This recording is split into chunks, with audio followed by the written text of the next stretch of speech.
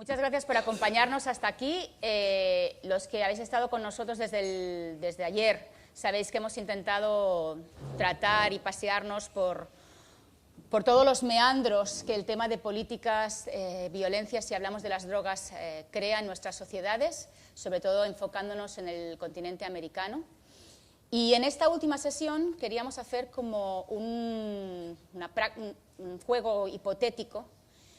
Durante mucho tiempo en las sesiones se ha ido hablando de la posibilidad de regular, de legalizar, para mejorar la situación actual. Entonces, nosotros queríamos, digamos, cerrar ese debate, hacer ver que eso ya fue, ya existió, ya lo conseguimos, ya estamos todos muertos y volvimos a resucitar en 150 años, y eso está así.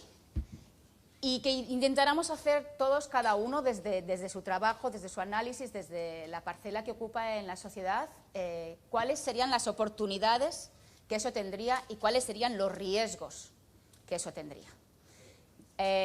Yo creo que si todos intentamos ser como muy, así, como que sea un juego más rápido, intentemos como 2, 3 oportunidades, 2, 3 riesgos, no más, como una cosa muy... Y ahí por eso decía lo del orden, porque va a empezar uno y ese juega con ventaja, porque no vale repetir. Entonces vamos a intentar que haya muchas oportunidades. Puede pasar. Vamos a intentar que haya muchas oportunidades, muchos peligros o muchos riesgos, o vamos a intentar que hayan como diferentes maneras de contemplar esas oportunidades o esos riesgos. ¿En qué situación? En la situación de que tenemos un mundo donde las drogas son legales. O tenemos un mundo donde el mercado de las drogas está regulado, no está como ahora. O ya que no hay drogas, a mí me cuesta contemplar ese mundo. Entonces vamos a contemplar los dos primeros. Y por petición particular, que no popular, empieza Joan Colom, porque él tiene que marcharse y me ha pedido ser el primero. Muchas. No, el fútbol es a las 9 y yo tengo otro evento. Y el fútbol además es legal, de momento. Por ahora. No, nada, yo quisiera cambiar un poco los planes de mi querida y admirada Marta. No, luego haremos lo del consenso, Joan. ¿Ah, sí? Vamos a empezar con esto. Es que yo no podré ya, por eso déjamelo decir ahora. Vamos a intentar hacerlo rápido. Sí. Y bueno, tú también si quieres luego pones lo del Claro, consenso, por eso, lo digo ahora y así... Con riesgos y oportunidades y luego si quieres con lo del Perfecto. consenso. No, es que creo que todos hemos hecho este ejercicio en cada una de nuestras intervenciones y hemos visto las posibilidades que generaba y las oportunidades que nos daba un modelo regulado, porque partimos de los inconvenientes existentes que hemos vivido de un modelo no regulado. Es decir, que esto lo tenemos. Es decir, un modelo no regulado es un modelo más estigmatizante, es un modelo más complicado, es un modelo de acceso difícil, es un modelo criminalizador o penalizador, es un modelo que no ayuda al usuario, al consumidor o al adicto. Un modelo regulado es un modelo que permite ser transparente, es un modelo que permite ser visible, es un modelo que teóricamente hace menos estigmatizante, es un modelo que disminuye la carga judicial de forma espectacular y esta escalada penal sin salida ni sin sentido, y es un modelo donde podemos atender mejor las personas de forma igualitaria. Por lo tanto, yo creo que está claro, es evidente que pasar de un modelo completamente penalizador en algún sitio, no es el nuestro caso, a un modelo completamente liberalizador, está claro que es lo siguiente peor. Entonces creemos que el modelo intermedio es este modelo claro de regulación inteligente, que es el que produce menos daños sociales y menos daños para la salud. Estos para mí serían las ventajas y los inconvenientes. Y aprovechando que hablo en primer lugar, quisiera lanzar una idea que se le plantea a Marta y que creo que sería una buena aportación de este foro y que quedaría registrado de alguna forma, de una forma más concreta y coherente, que sería si fuéramos capaces de elegir 5 elementos clave que deberían seguir o que deberíamos seguir desde aquellos países que están mucho más lejos de nuestros modelos hasta los actuales que estamos más cerca de modelos más regulatorios a partir de la política de reducción de daños. Se me ocurren, por ejemplo, los 3 primeros, ¿no? Es decir, en los lugares donde esté penalizado el consumo, despenalizar de manera inmediata, luchar para esto. Segundo, en aquellos lugares donde ya lo esté, aplicar políticas lo más cercanas a la regulación, que son las políticas de reducción de daños, de reducción de riesgos. Y tercero, buscar mecanismos de regulación en aquellos ámbitos, sustancias o situaciones que puedan ser más factibles. Iría en un concepto de factibilidad y huiría de la hipótesis más compleja, que igual que decimos que probablemente que con las drogas vamos a vivir siempre, lo que tenemos que intentar, como dije, es variar nuestra relación con ellas. Y aquí punto 3 ejemplos. Muchas gracias. Gracias, Joan. Quien quiera de la mesa, no tiene por qué ser en orden. ¿Quién? Quien quiera. Ah, no era en orden. Ah, pues si queréis lo hacemos en orden. Ah, no, es lo que nos has dicho, lo que tú digas. No, yo decía que empezaba Joan por ahí, pero si quieres tú. ¿Usted quiere o la? Bueno, Barrido. sí, ¿cierto? Sí. Me parece que hay un elemento adicional a lo que dice nuestro colega, es que esto no se puede ver país por país aislado, y la regulación lo mejor sería que fuera lo más coordinado transnacionalmente posible. O de lo contrario, muchos de los beneficios del avance de la transición regulatoria se van a perder por los grandes problemas que hay transnacionales imbricados en el asunto. Pero bueno, ese no era mi tema, pero quería solo mencionar eso. Bueno,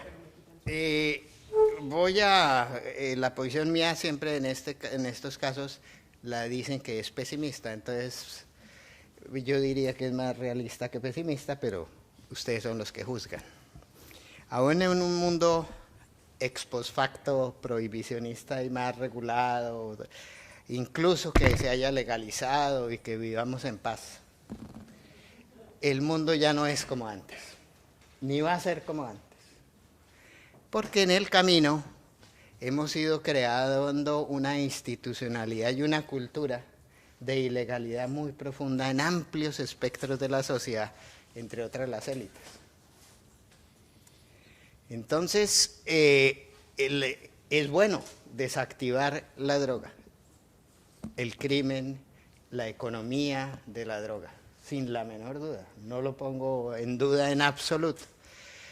Pero es claro que las tareas de sociedad para construir estados de derecho y democracias siguen pendientes.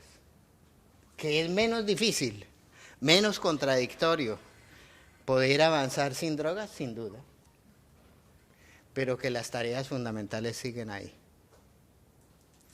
Y eso implica necesariamente cambios fundacionales en los sistemas sociales de nuestros países.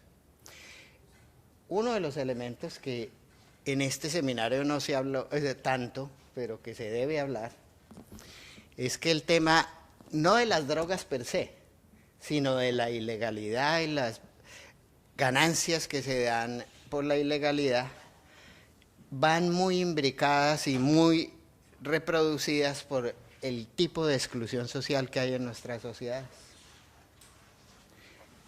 Y el problema de la ilegalidad es que, contrario a lo que dijo Carlos esta mañana, que el narcotráfico produjo mucho desarrollo, sí produjo crecimiento, sin duda, pero eso crecimiento no quiere decir desarrollo.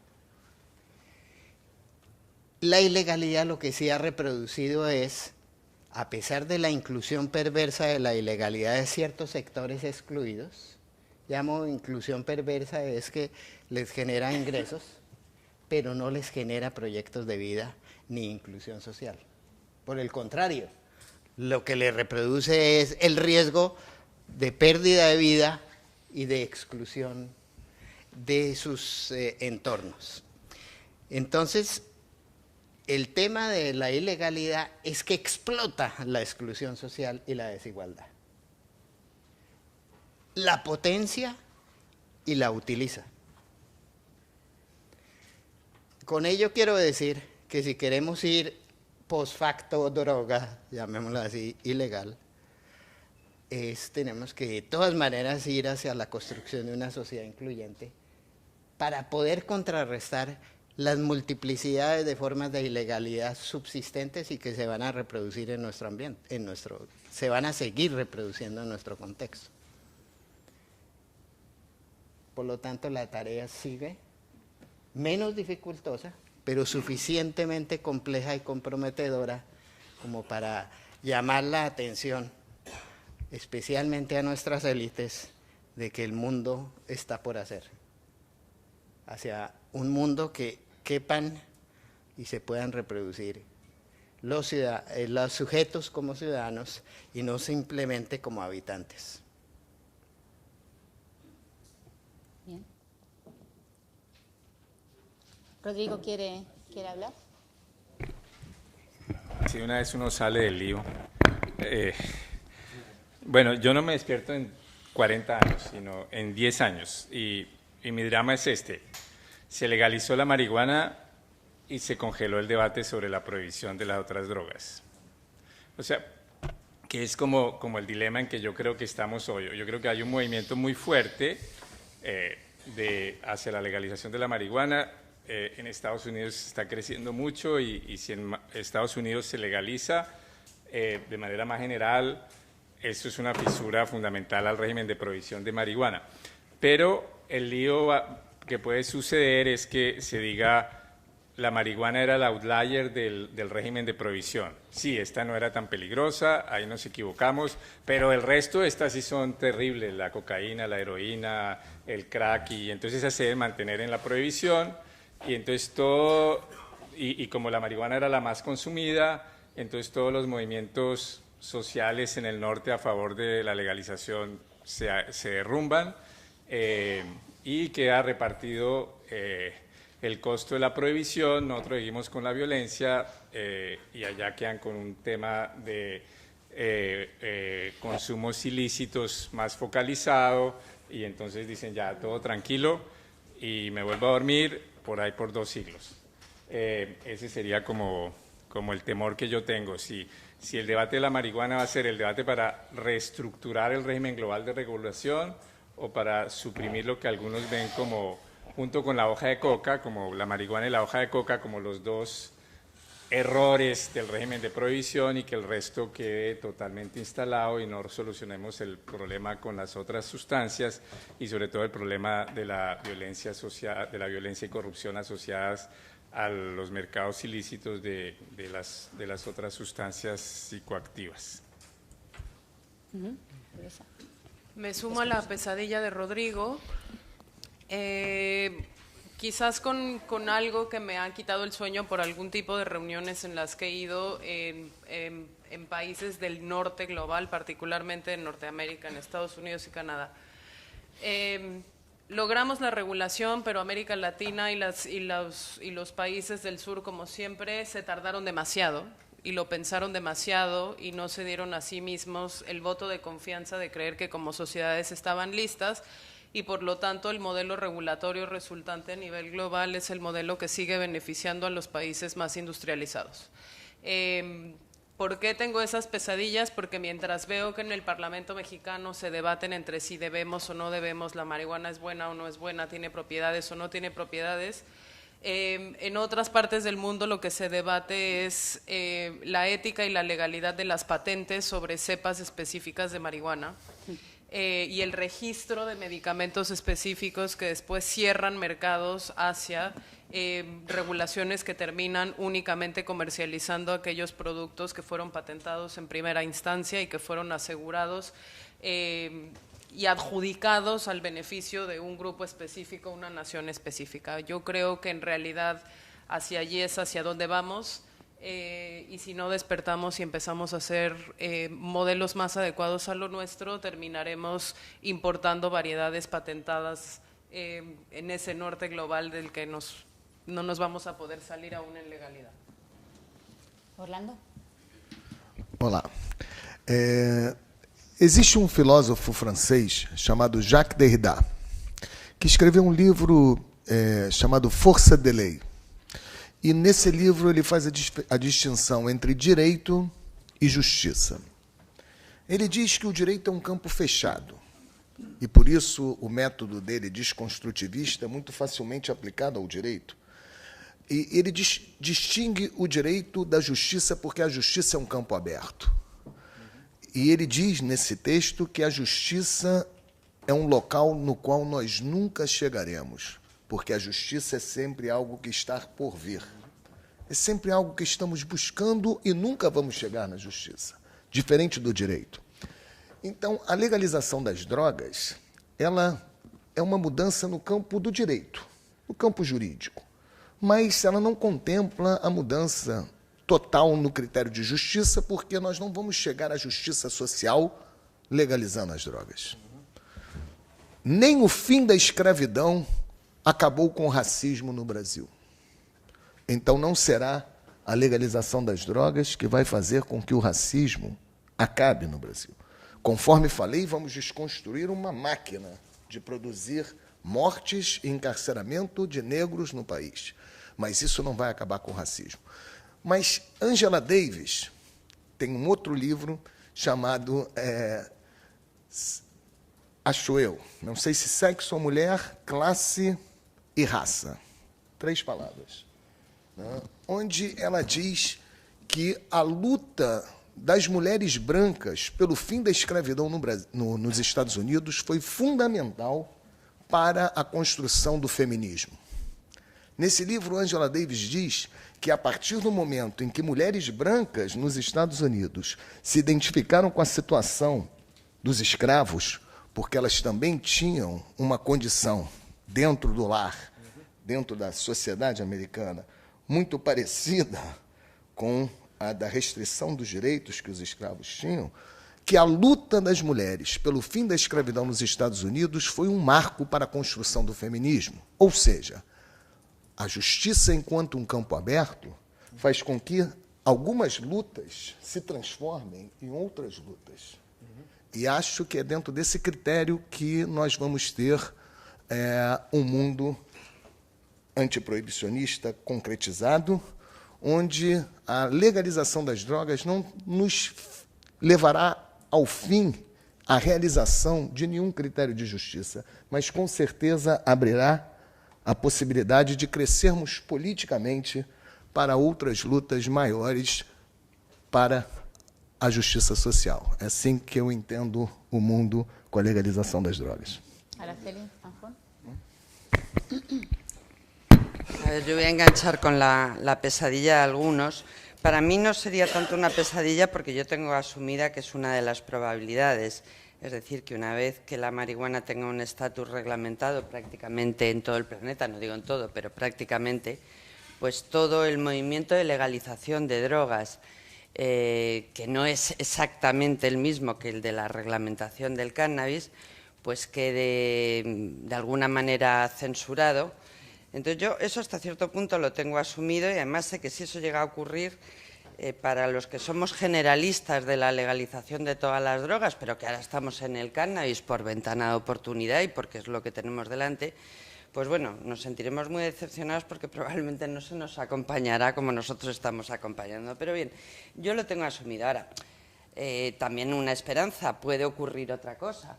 Puede ocurrir que en este proceso en lo que se va legalizando la marihuana en todo el planeta, Estados Unidos haga un razonamiento que es bastante sencillo y por lo tanto comprensible, que es si con 3 plantas, que son además localizables con los radares, no hemos podido, ¿qué vamos a hacer con la química que no tiene ningún límite? Absolutamente ningún límite. Entonces, a lo mejor, pues un buen día nos levantamos con que Estados Unidos ha legalizado toda la química y entonces la fiscalización de las plantas se caerá por su propio presupuesto. Eso en cuanto a los miedos. A la pregunta que nos hacía Marta al principio, oportunidades y riesgos. Bueno, oportunidades, otro mapa geopolítico, una de las oportunidades, en un mapa en el que América Latina básicamente sea la dueña de su solución y no la esclava de la solución ajena. En general, una mejora en los derechos humanos en todo el planeta y poder dedicar todos estos esfuerzos a hablar de otros temas muy importantes que, bueno, básicamente resumiré como igualdad de oportunidades en territorios e individuos. Riesgos. Bueno, pues riesgo. Como parece que el prohibicionismo es difícil de suavizar porque lleva dentro de sí el gen del exceso, y aunque te dicen, no, las convenciones no obligan a castigar al consumidor, vaya, pero los castigan. No obligan a la guerra contra las drogas, bueno, pero se están haciendo. Entonces, como parece que el gen del exceso, la prohibición lo lleva dentro, pues no se puede suavizar, de tal manera que hay que ir a un régimen totalmente distinto. Como la historia esta de la legalización nos viene sin libro de instrucciones, pues cabe la posibilidad de que nos equivoquemos, ¿eh? Y lo peor no sería equivocarse, lo peor sería que en la equivocación legitimásemos entonces una vuelta al prohibicionismo como un puerto seguro y que, bueno, la película entonces sería un poco tipo el planeta de los simios. Constanza Sánchez. Sí, bueno, yo la verdad no soy muy de respuestas rápidas, soy más de como reflexiones a veces demasiado lentas, pero sí que me parece que de aquí, bueno, a mí lo que me gusta de participar en este tipo de seminarios es irme con más preguntas de las que tenía y bueno, con más respuestas también, pero a mí me parece... comparto que es un escenario bastante posible, ¿no? el que planteaban Rodrigo, Liz, Araceli. Lo que a mí me gustaría traer como reflexión final, por aportar una idea extra, es más una autocrítica, o sea, por una parte una autocrítica hacia las personas que trabajamos en la reforma y por otra parte cómo yo veo la reforma de políticas de drogas como una oportunidad para la sociedad en muchos ámbitos. En primer lugar, la autocrítica, creo que una de las, digamos, creo que a veces la regulación ha pasado al margen del trabajo que hemos hecho nosotros. Hay procesos que han tenido lugar que quizá es posible que hubieran tenido lugar de la misma manera si no hubiera existido el movimiento pro reforma, otras no tanto, pero sí que creo que a veces ha ido más allá de nosotras y nosotros mismos. Y como autocrítica, creo que, o al movimiento, o a mí, o a las personas con las que yo trabajo de manera directa, podríamos decir, creo que quizá hemos sido tan reduccionistas como lo que estábamos tratando de combatir. Es decir, lo mismo que hemos criticado el prohibicionismo, a veces lo hemos sufrido nosotros mismos y nosotras mismas. Y me estoy refiriendo, por ejemplo, a un énfasis excesivo en las sustancias y no tanto en lo que rodeaba, ¿no? a las sustancias, un énfasis excesivo. Por ejemplo, nosotros en el trabajo con plantas tradicionales, al principio hemos aprendido mucho por el camino, al principio insistíamos mucho en hay que sacar a las moléculas de las listas de control.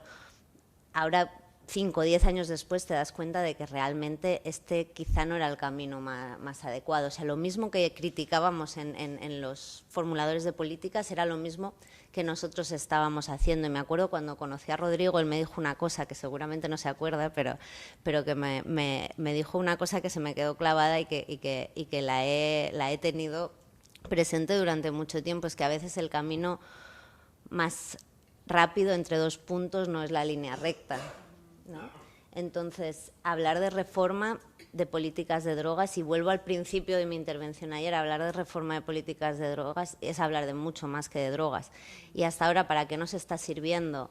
Independientemente de cuándo y cómo lleguemos a la regulación del cannabis, que no digo que sea importante, que no sea importante, pero independientemente, este debate ha abierto la posibilidad de hablar de desarrollo sostenible, hablar de derechos humanos y de cómo el control de drogas es utilizado y es muy funcional para muchísimas cosas, y entre ellas para violaciones sistemáticas de derechos humanos en muchos contextos, para persecución de opositores políticos, de líderes sindicales, de líderes indígenas, de líderes ambientales, etcétera, etcétera.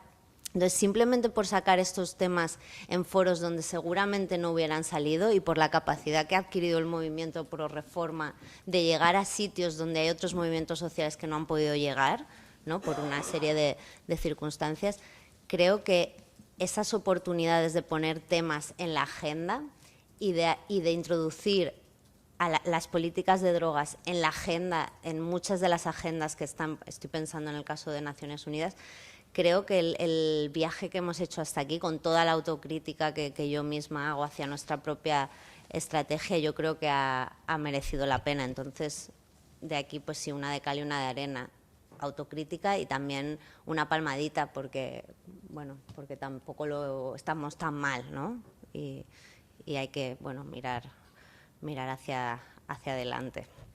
Augusto Vitale.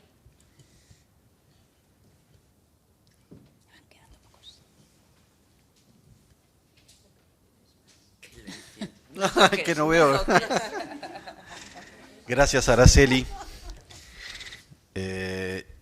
Yo me estoy entonces durmiendo ahora. Porque só vi. ¿No?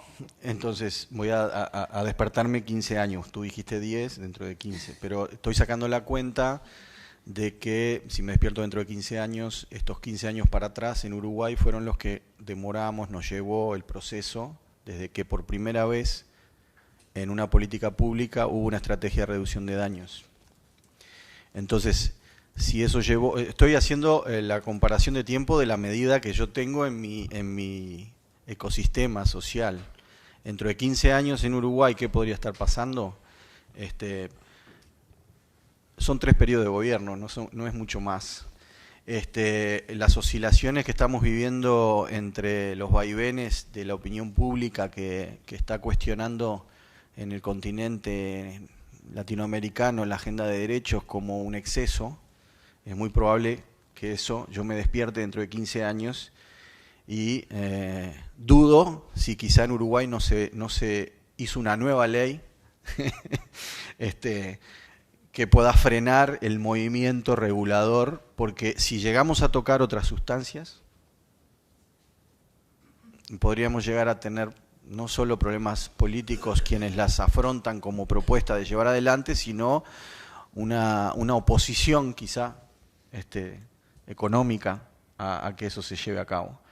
Entonces, por otra parte, dentro de 15 años posiblemente no muchos más países hayamos regulado el cannabis y nos sigamos dando cuenta que hay otros países que están yendo, desde nuestra perspectiva, hacia atrás en seguir penalizando el uso, y muy probablemente nos tengamos que juntar nuevamente y seguir empujando para una discusión global, un debate internacional nuevamente, volver a los primeros debates. Yo creo que hay vaivenes en estas cosas.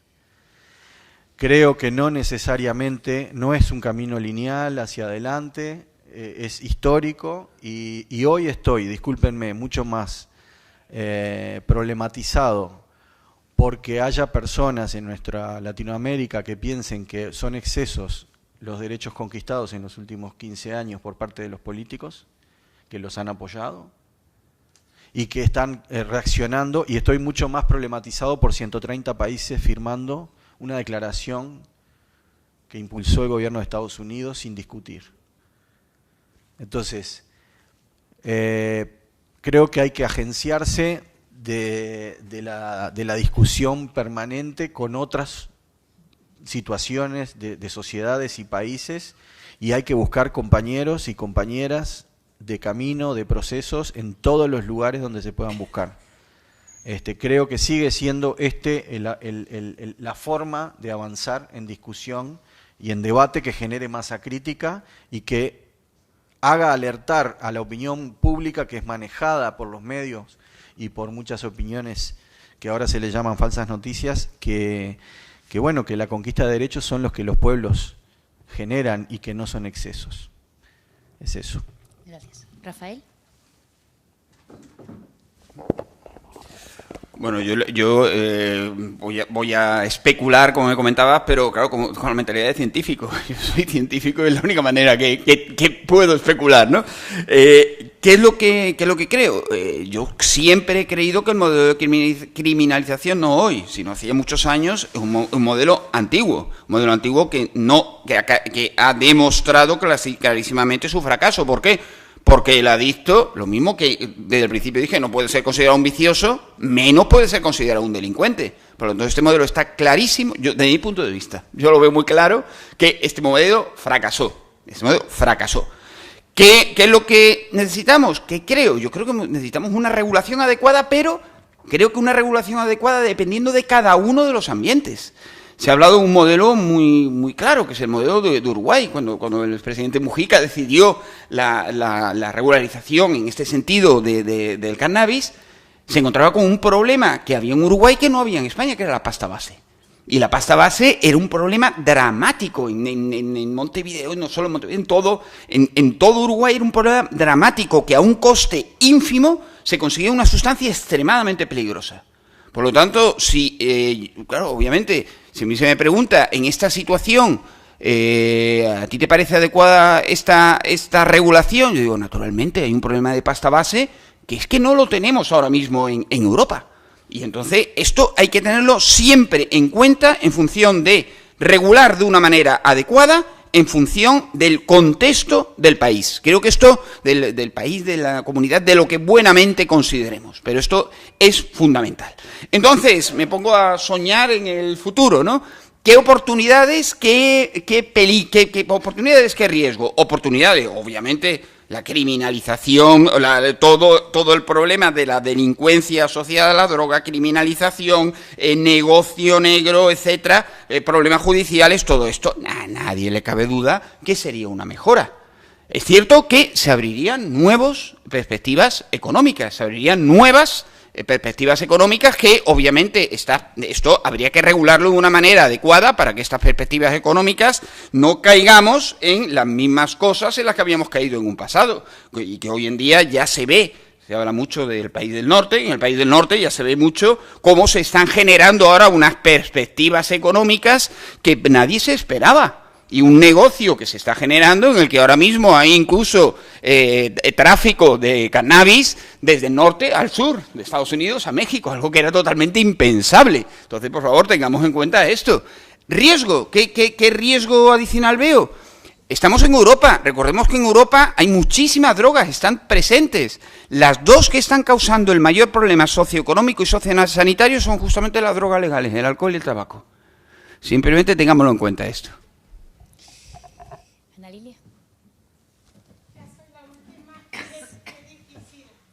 ¿Está encendido? Sí. Qué difícil ser el último porque yo ya prácticamente no tengo nada que aportar. Se han hablado de las ventajas. Yo sumaría, por supuesto, solo como periodista, el tema médico que expertos que he consultado han planteado como uno de los grandes aportes, una de las grandes alternativas. Pensando en este escenario, sin querer ser pesimista, pero sí realista, y comparto ampliamente lo que planteó aquí ya Luis Jorge Garay. El problema de la violencia vinculado al tema de las drogas, oficialmente vinculado a este tema, poca incidencia tendría en países como México, porque como aquí ya se ha expuesto en las mesas y ahora lo recapituló Luis Jorge con este planteamiento que ha hecho, los cárteles de la droga, las organizaciones criminales vinculadas a la producción y al trasiego de drogas a gran escala, tienen la droga solo como una de sus vías de economía ilegal. Qué irónico que en México el gobierno oficialmente le declara una guerra contra las drogas y a quienes menos se combatió fue a los cárteles de la droga. Con ese pretexto también se hizo una militarización de muchas zonas, una paramilitarización de zonas también, pero sobre todo, y fue una enorme negligencia, y aquí ya se planteó también, no se hizo una inteligencia financiera para atacar esos circuitos de la economía de las organizaciones criminales. Yo recuerdo una declaración judicial de un miembro de los Zetas, que él decía que estaban entrando al negocio del robo y venta de petróleo, porque el negocio de las drogas estaba muy flojo, no había en ese momento buen mercado y tenían mucha competencia. Entonces ellos empezaban a incursionar en otro tipo de ilícitos. Es la economía del crimen organizado. Entonces, pensando en un escenario de lo positivo que puede resultar la descriminalización del consumo de ciertas drogas, no tendría para el caso de México y de otros países de la región un efecto inmediato para disminuir el tema de la violencia vinculado al crimen organizado. En este sentido, creo que el gran reto que se tiene en estos países es refortalecer las instituciones y el que realmente se ataque todos estos mercados negros que se han generado. Y es bien importante también, y yo por eso estoy muy contenta de toda esta integración que se hizo, de estas miradas desde distintos países, desde distintos ángulos, porque este tipo de problemáticas ya no deben verse como un caso, el caso de Europa, el caso de México, el caso de Colombia, sino como un fenómeno global.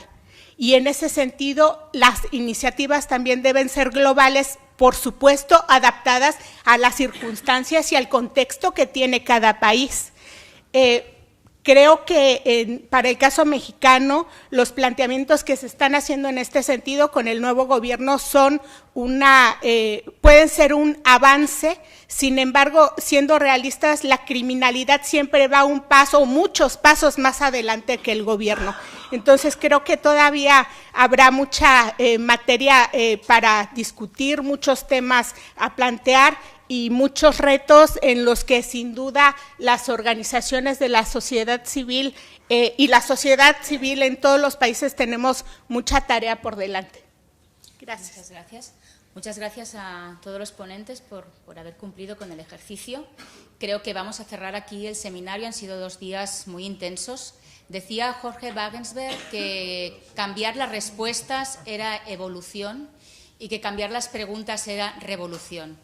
Yo creo que tanto ICIP como Casa América lo que ha intentado con este seminario era cambiar las preguntas y desde nuestra herramienta, que es solo la discusión y la cultura, intentar hacer una pequeña revolución mental para poder encontrar nuevos caminos. Agradezco muchísimo a todos vosotros por vuestra presencia, por vuestras palabras, por vuestro conocimiento, por vuestra acción social y muchísimas gracias por haber llegado hasta aquí con nosotros a pesar del cansancio. Gracias.